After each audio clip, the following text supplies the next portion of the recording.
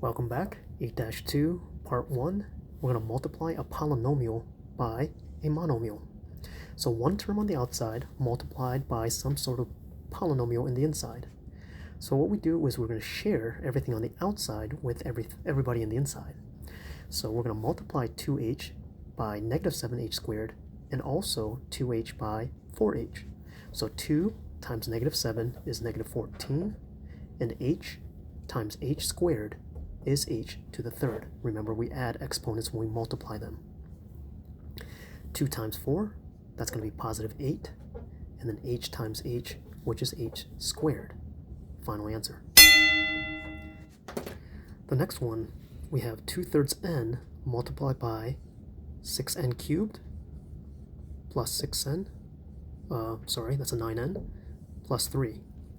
As before, we're going to distribute everything from the outside to the inside. So let's start by 6 divided by 3, which is 2, times 2, which is 4. N times n to the third is n to the fourth. Now we're going to take that 9, divide that by 3, which is 3, times 2, which is 6, and then n times n is n squared.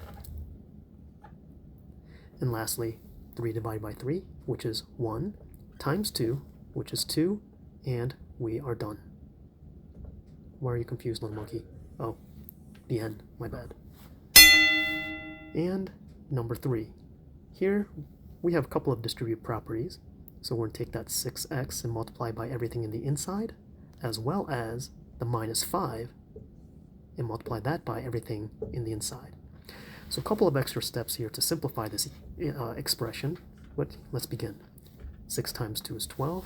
X times x is x squared. 6 times negative 3 is negative 18. And then, of course, attach the x.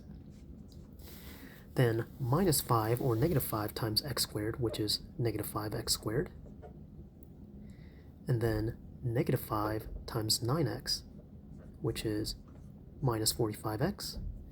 And then negative 5 times a negative 3, a positive 15. Here's the extra step, combine like terms. So 12x squared and minus 5x squared, subtracting the 2, we get 7x squared.